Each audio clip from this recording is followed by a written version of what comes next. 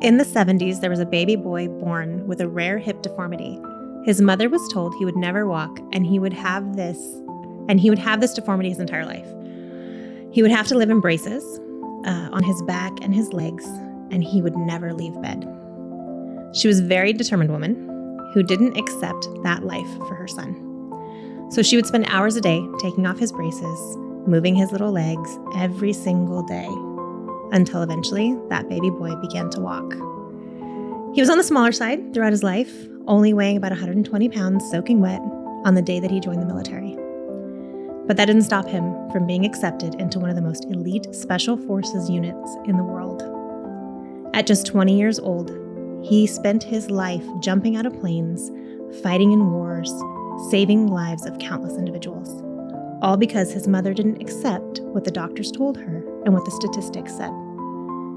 He still jumps out of airplanes to this day, still saves lives, and makes a difference. Almost on a weekly basis, he gets emails from strangers telling him that something that he had done saved their life. Do you know who it is? No. You can't guess? No. It's Aaron. It's Sgt Q. He was born unable to walk. I have pictures of him in his little baby brace. It's this big old plastic thing like that went from his chest all the way down his little ankles. And he could not walk. And the doctors told his mom, he has this rare form of like hip dysplasia and that he would never, ever, ever be able to walk or leave bed. And she would take this contraption off of him every single day and move his little legs. Hey, yeah, it's Aaron. What a killer story for today. Welcome to the Mental Health Janitors, where we help you clean up the mess in your head.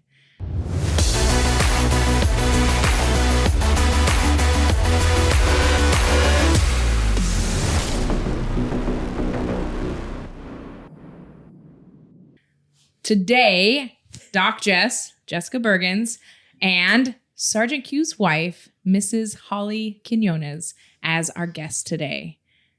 Wow, Holly, that is amazing. You guys, it's going to be so amazing having her on today. I talk about her a lot, and now you get to see the face of Sgt Q's wife. And I won't call you Sgt Q's wife all day. Do I have a name? Holly. I get to have a name? Yes. Oh, that's awesome. Holly. Okay. I'm Holly today. Yeah, awesome. Thanks so much for being here and standing in. Yeah. This is going to be so fun, you guys. I'm excited for this. So, question for today is, have you ever wondered why small disagreements about household chores or finances can snowball into major marital conflicts? I'm sure you have. And so we're going to talk about a lot of that today, and statistics and a lot of other fun stuff. And you're going to see why I love Aaron's wife so much. All right, so we talked about who our special guest is today, and now I want to kind of introduce why Holly and I both have value in our insight in marriage. All of you guys know about me. I've been married to my husband Billy for over 12 years now, and I am a licensed counselor, and I do a lot of marriage and relationship and family therapy. And so my passion is relationships, and so that's where my value comes in. And we already know she has value because she's married to Aaron.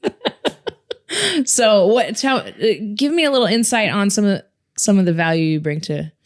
Okay. I've been married twice. So, I mean, there's that, right? So have I. Extra experience. Yes. Aaron and I have been married for 15 years. So we've been married a minute.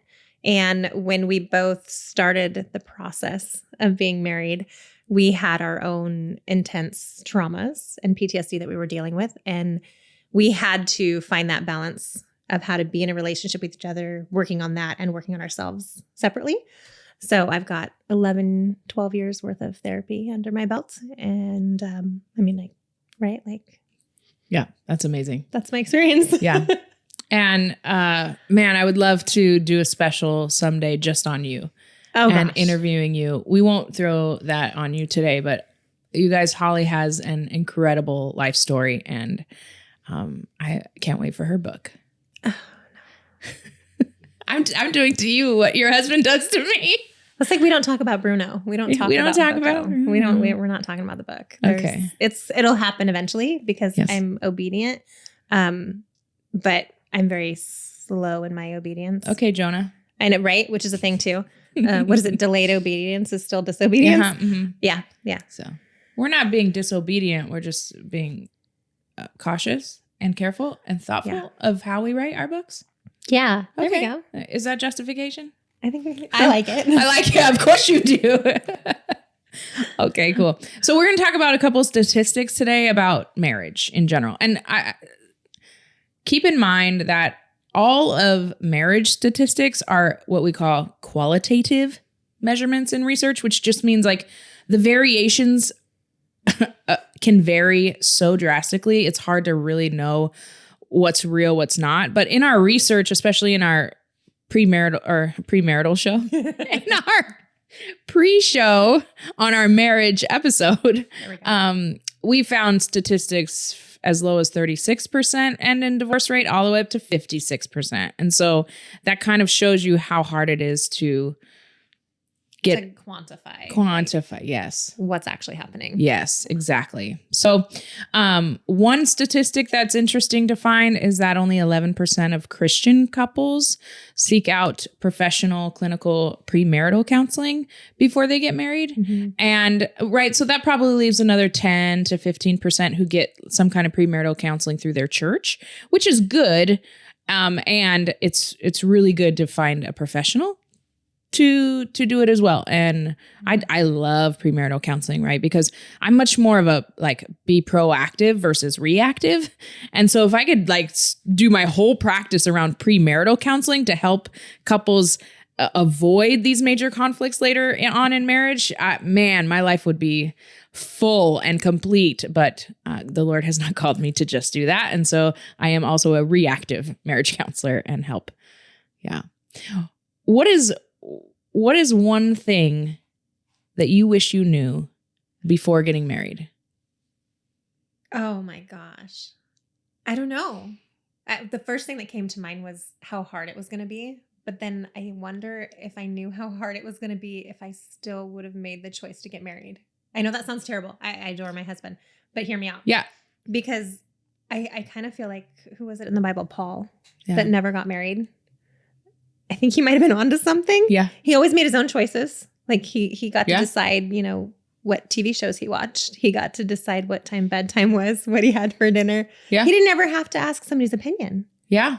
And having to, what was the right word? Coexist with another human being.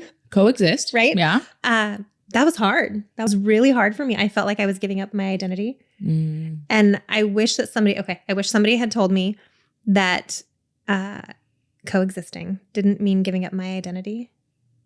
It just meant caring enough about somebody else to care about their identity. Oh, that's so good. Casey just dropped the mic. That is so good. Don't tell my husband. No, he will not watch this. Do you watch us? I do. Not the whole thing all the time. Okay. She's honest. That's why we love her. No, that's so good, right? And then we take it to the next level, right? Because we're self-proclaiming followers of Jesus Christ. And so our identity lies first in him, and it is a higher calling to be a biblical wife. Yeah. Yeah. And so I think you said what so many people are thinking, right? It's not shameful or a bash on our husbands. Marriage is hard. Mm-hmm. And if we would have known how hard, if I would have known how hard the military was going to be, I would have never joined. Right. So, that's a really good way to look at it, and a really good way to understand that God calls us through things with his strength and support, doing things that we couldn't do on our own. And marriage is definitely one of those. Oh, absolutely. I do not know how people stay married without Jesus. No way. No way. Yeah. Cool. That was really cool. Another cool statistic is that in the last 50 years, marriage rates have gone down 60%, right? So 50 years ago, people didn't just live with each other, they got married, right? And so the statistics of divorce were a little different because everybody got married. Nowadays, everybody lives with each other and they coexist without getting married. And that is definitely going to change statistics as well. So very interesting to unpack all of that. Well, like we said earlier, there's so many different things that go into these statistics. Yeah. Right. Because we're not accounting now for all the people who've lived together for 7-10 years that then dissolve and go their separate ways, which is a divorce, right? Like, I mean, they're now separating and going their separate ways, but we don't have to account for those numbers. Yes. Yes, exactly.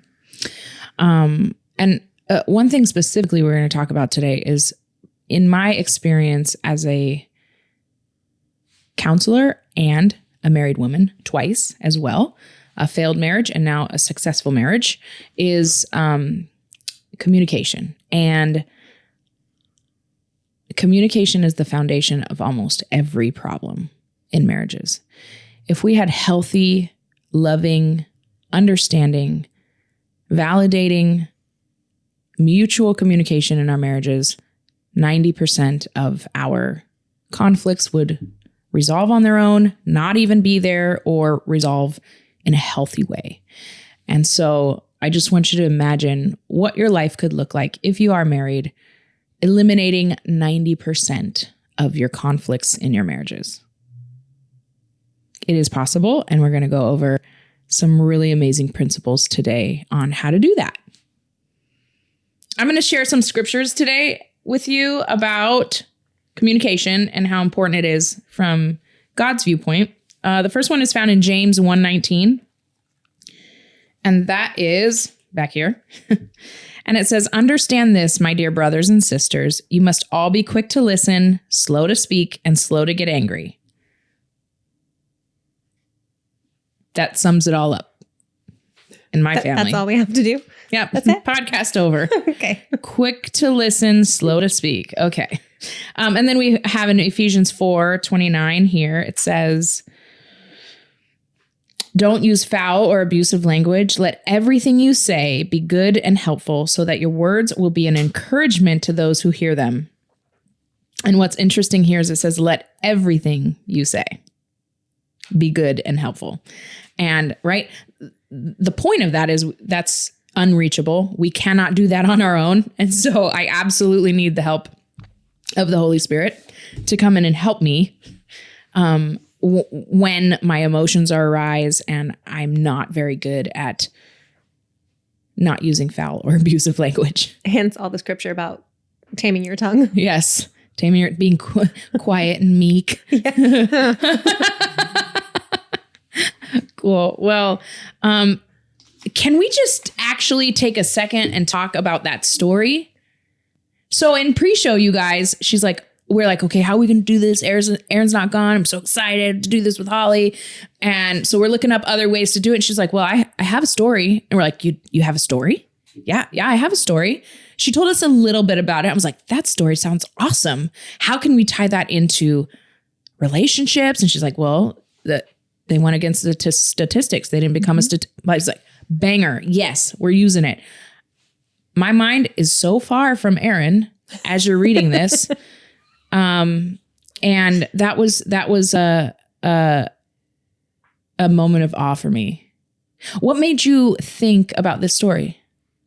Well, because right now the reason he's not here is he's, jumping out of airplanes again. And how many people in the world get to do that? Very, very few, right? Look up that statistic. Yeah. Another statistic is in April, we're going to that big cave in Vietnam, the Sundong Cave, world's largest cave system, in the world. It has its own ecosystem. It rains inside. It's crazy. And only 1,000 people a year get to go through it. And they just opened it up in 1998 or something like that. Wow. And we're going. We had to get on the list 18 months in advance. There's a whole training regiment that we have to do. It's intense. But Aaron is very much, he loves statistics. He loves data, but he doesn't listen to it. He doesn't let it change what he's doing. If you tell him something is unreachable or unattainable, he's going to do it. Yeah, that's so true. And so that's what made me think of him is I'm like, gosh, my husband has been gone for 10 days. He went from speaking in a golf tournament in Georgia to jumping out of a plane into water in Florida with gators. So he sends me pictures of these signs all around the lake that they jumped into. They parachuted into a lake, so water landing, which is terrifying in and of itself. 200 Marines dropped in, gator-infested waters. I'm like, why? Like, yes, why? Why? Because he can. Because he can. Yeah, because he can. And so that's what made me think of him, because I was, kind of meditating on, how to help my husband in prayer and my husband. And that's what came to mind. That is really cool. When did we talk about you being the stand-in? Last night? Last night at like what, 10 o'clock? Yeah. Yeah. I was like, yeah, right. I'm just going to throw this out there. And she's like, all right, see you at 9. Yeah. I was like, oh my gosh. We're both like, really? Yeah. And the first thing I thought was, dang it, I'm going to have to take a shower and wash my hair. You know what my husband would do if I came on to his podcast with a squirrel? That's what he calls my bud. Yeah. Mine? Yeah. My squirrel? It's the squirrel. I have the squirrel today. I gotta do my hair. That is awesome. Oh, and in pre-show, we were talking about some really, really great other ideas for future podcasts and future guests. I'm not going to tell you, but it's going to be so exciting to watch how this unfolds. Oh, I love it. It's going to be great. Cool. Well, now is the time in our podcast where we're going to dive into our tool for your toolbox. And this is such a life-changing, incredible tools that can literally eliminate 90% of your relationship or marital conflict.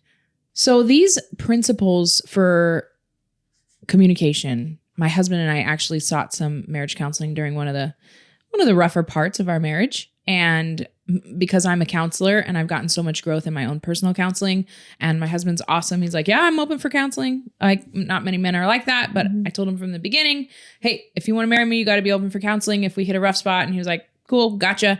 And so we've done a couple different bouts of marriage counseling, and we've came across this incredible marriage counselor, and I'll have Casey drop her information because she's really great. And what we love is like, give us some hands-on tool. Mm-hmm. We don't want to sit there and just talk about our feelings. Like we just want to get better. Mm-hmm. Like, we're fallen. We want to get better. Like, we don't have everything that we need. So just help us. Right. And so she has all these really incredible, tangible, hands-on ways to communicate more effectively. And what we're going to talk about today are her own personal 10 rules of engagement for communication. They're principles in communication, and I've adopted them, and I'm seeking her out to go through her like official training to be able to, in an official capacity, train these to my clients and to other people. And so I by no means want to take these are not my ideas. These are hers. And she has been practicing as a doctor for decades. And so she has her own set of statistics that have led her to these of the most prominent reasons relationships or marriages end in conflict. Okay. So the first one is one of the most important, and this rule actually helps eliminate the majority of conflicts in marriages. And that is, rule number 1 is one fight at a time. So we pick only one thing to discuss at a time. And in this rule specifically, it's important to know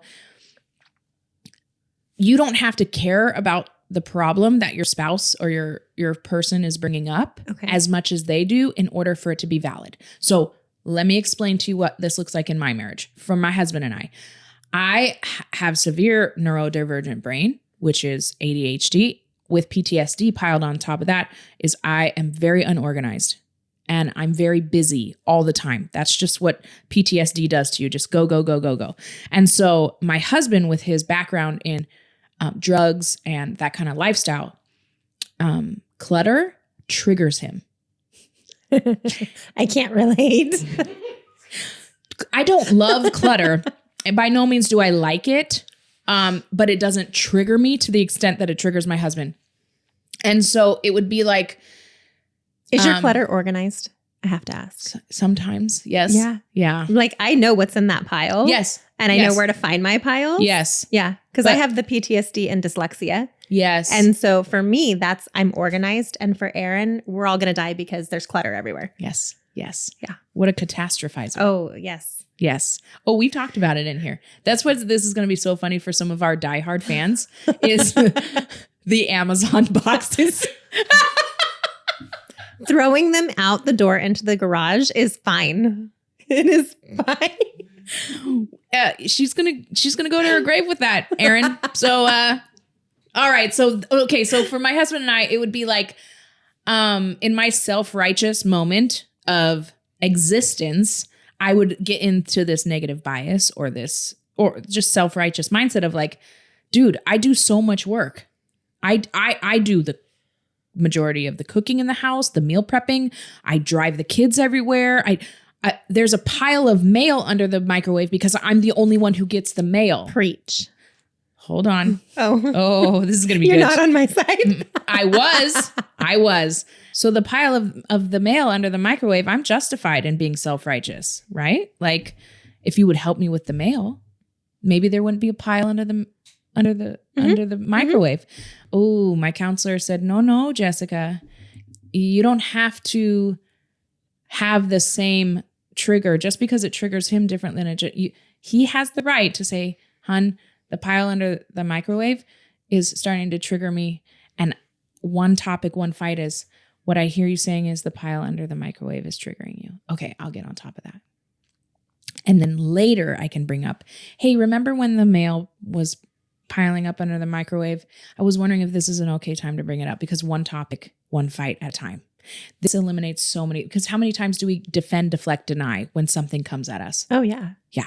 One topic, one fight. This also means that my husband has to be effective and assertive and loving in his communication as well. And he can't like build all these things up against me and be like, there's a pile under the microwave and then there's a pile going in my garage and you're not cooking enough for us and you're not No, babe. One thing at a time. Please give me, I want to help you. What's going on? But I can, and this is what she says, statistically, as human beings, we can only work on one thing at a time. Makes sense. So help your spouse out and bring one thing at a time in a loving way. And so we both learned from that, right? Like, okay, it didn't have to bother me the same way it bothered him in order for it to be valid. And he had to bring one thing up. And it was like, bang, this is amazing. And so one really cool thing about these principles for communication is she gives you ways to enforce them for your life. So for me in my life, I can enforce and set a boundary that I know in my heart of hearts, I want to be a good wife. I want to be a good helpmate. I want to be a good support to him. And so in order for me to be the best at that, I need to stick to one topic at a time. And so it's okay for me to say, oh, babe, I want to be here. I want to be present. I want to hear what I can do to help you, but I can only do one thing at a time. So please figure out what the most important thing is that will enable me to work on that and then come back and have that conversation with me. And then her whole philosophy is ask, advise, act. So I ask nicely first to stick to one topic. And then if he still can't because he's on a rampage, because we do get in rampages sometimes. Oh, babe, I've already asked you to stick to one thing and it looks like you're elevated right now. So if you can't stick to one thing, I'm going to go and have to exit the conversation. And when you're ready to stick to the one thing, then I'll come back to it. And then if he still doesn't, we act. And I'm going to remove myself from that conversation so that I don't reciprocate and react and allow these, like this, the question I asked in the beginning, how often do these little fights about household chores turn into something bigger because we don't stop it right here at the one topic, one fight? Does that make sense? It does. So with boundaries, because you're talking a lot about boundaries, and what I was told was that we teach people how to treat us. Yeah. And so if I have taught you that when you bring something to my attention, you're going to get like aggravated or defensive, Holly, you're going to come at me guns blazing because you want to get heard and you want to say what you want to say really quickly before I have a chance to be like, no. And so I've taught you that and I've like reinforced that. And if I can have boundaries where now we're teaching each other how to fight or how to argue in a healthy manner. Yeah. And setting these boundaries and sticking to them, that's going to help your spouse know better how to respond to you. Yeah. So yeah, that's and absolutely. That's so good you brought that up because boundaries are often misunderstood at you can't talk to me like that. I set a boundary. Woohoo. No, you can't control somebody else. You can only control yourself. So I don't accept being called names and yelled at. And so when you're ready to talk to me like an adult and with love and compassion because I'm your wife, then I'm willing to have that conversation. I can only control myself. I cannot control anybody else. Right. And in that control, we have to make sure that we're not saying you can't talk to me that way. I'm going to walk away now. Yeah. It's how we say it. Yes. Aaron says this to me all the time. It's not what you say, it's how you say it. Yeah. So making sure that I say it in a loving, calm manner. Yes. Rather than snarky. And because, I'm sure he's said a thing or two. No, instead of that, I'm in control. Yeah. That was what I did wrong in the beginning with boundaries was I'm in control. Yeah. Nope, you can't talk to me that way. I'm walking away now. Rather than, honey, we shouldn't be communicating like this. Maybe we revisit this later. So it's how you say it too. Totally. A lot of the times. Yes. That's so good. So we're not going to have time today to go through all these because they're so good. So we're going to give you a couple and then maybe we'll have to have Holly on again to go through the rest. And we'll make some kind of document so you can look at these yourself. But sure. I know that topic number one topic, one fight is a gold mine for you guys. And that will help so many of your marital conflicts. Another one of the rules of engagement is the yeller loses. And so this concept is the receiver decides if you're yelling, not the sender. So this is so fun. I'm not yelling. I can yell if you want me to. Yes. I can show you yelling. Yes. Okay. So how my husband and I learned this is we grew up in very different homes. Okay. When I went to basic training was probably the first time in my entire life I was ever yelled at. And it was so traumatizing to me. When I called home for that first Friday, all I did was cry. My mom picked up the phone and I cried because I was raised in a healthy, functional home where my parents sat me down and taught me how to communicate through different emotions. Bless them. They're amazing. I love them. And they set me up for failure. No, they set me up for success, but it was hard marrying somebody who was not raised. I'm just going to say not raised in that environment. And so their normal tone when they got elevated, they say is passionate.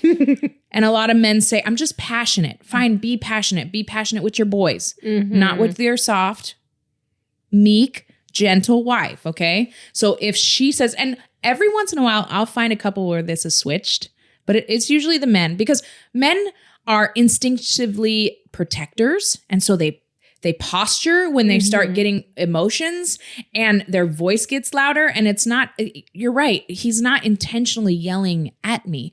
But if I feel postured at or voices raised, I shut down. And that's when the conflict cannot be resolved.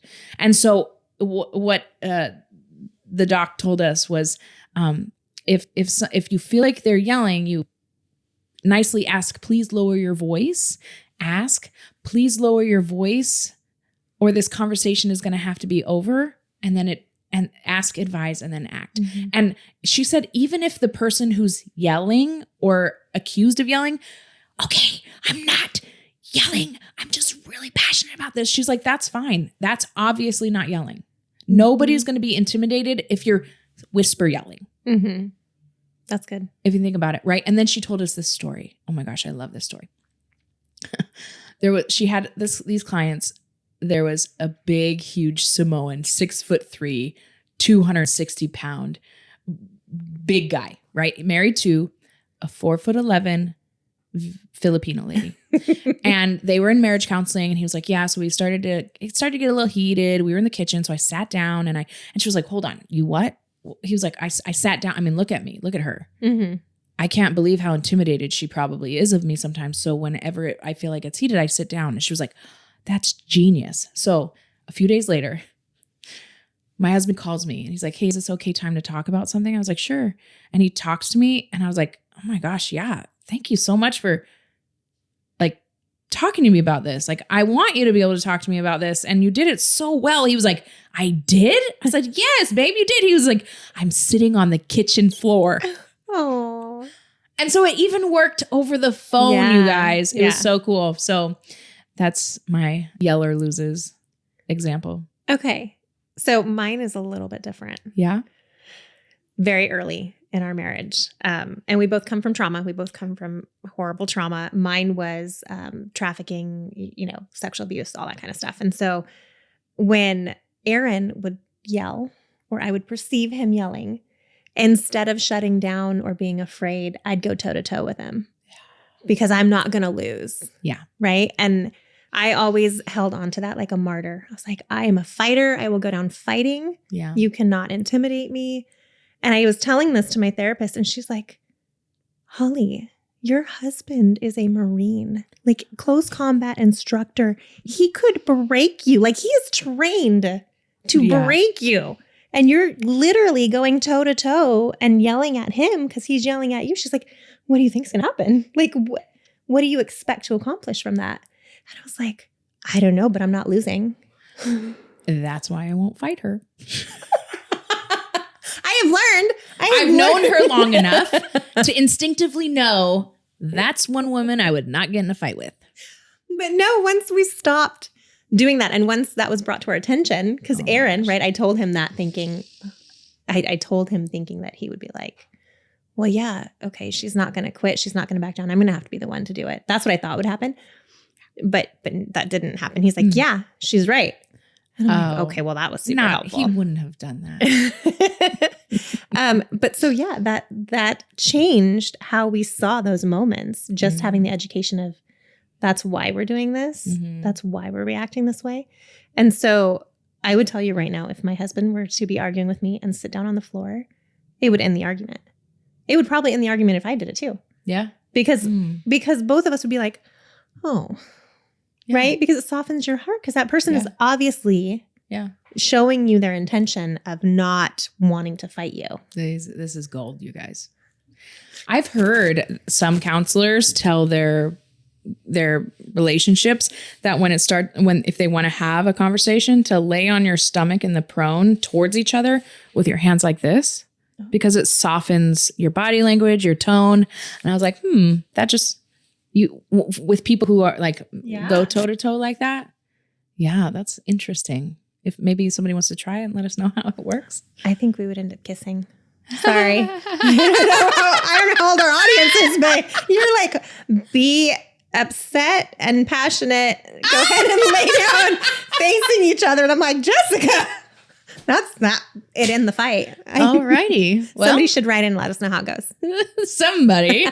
If we get an anonymous tip and it ends just like that, we know who it is. No more anonymous posts. No. Okay. Yeah. Well, the last one I'm going to talk about today because of time constraints is, and there's 7 more. And so I'd love to share them with you. But the last, I'm going to finish with this one because it was one that really convicted me. And it's no playing devil's advocate. And what this means is when there's a third party involved, validate your spouse's side first, even if you don't agree. Okay. And there's a time and a place later on to unpack it. But in the moment, take your spouse's side first. I can't tell you the amount of marriages that crumble because unfortunately, ladies, we do this a lot.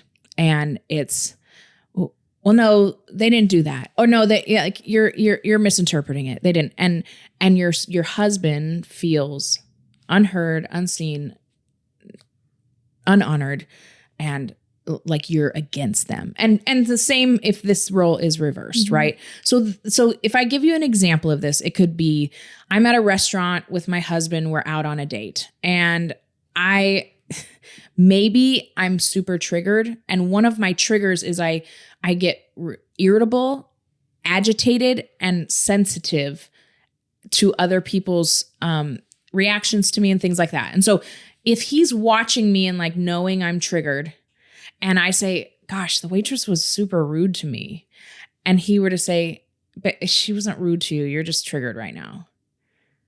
I would be like, well.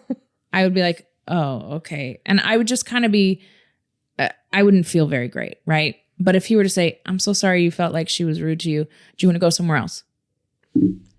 How well would that go? Oh my gosh, amazing, right? I would probably be like, no, I've just been a little sensitive lately. Let's stay, right? And later he could be like, hey, can we talk a little bit about what happened at the restaurant? I just want you, like, I want to make sure you're okay. You've been showing your normal signs of being triggered lately. Do you know what triggered it? Or do you know, like you've been a little elevated. What's going on? How can I help you? And then we can have that conversation. So it's not like I'm, like, oh, the barista was rude to me. Get your Glock. Let's go take her out. Right. We're not Bonnie and Clyde here. And it's not like you have to always tell your spouse they're right all the time. That's not what we're saying. But for the majority of the time when there's a third party involved, at the end of the day, especially with your kids, at the end of the day, you have made a covenant with your spouse, not the waitress, not your kids, kind of with your kids, but different. Or not the other driver, ladies, not the other driver. 95% of you ladies watching are like, well, but my husband's such a bad driver. I don't care if you think your husband's a bad driver. Control your mouth. If I've had to learn to control my mouth with my husband's driving, you need to too. Casey's laughing because he knows how bad of a driver my husband is. I love you, babe. He's actually a really great driver. He's just and on the extreme aggressive side. And when we did marital counseling with Pastor Matt, he told my husband he wasn't allowed to drive anymore. I do all the driving. So do I. It eliminated 90% of our problems. Yeah, except when So does Jen. See, just let your wives drive. And you know what? If she gives you the freedom, gentlemen, to drive her one night, don't take it. Like, drive the way she would want you to drive. How hard is that? Just drive a little cautious, a little more sensitive to what is going to make her feel. Because at the end of the day, do you want her to feel agitated or do you want her to feel safe and relaxed? There you go.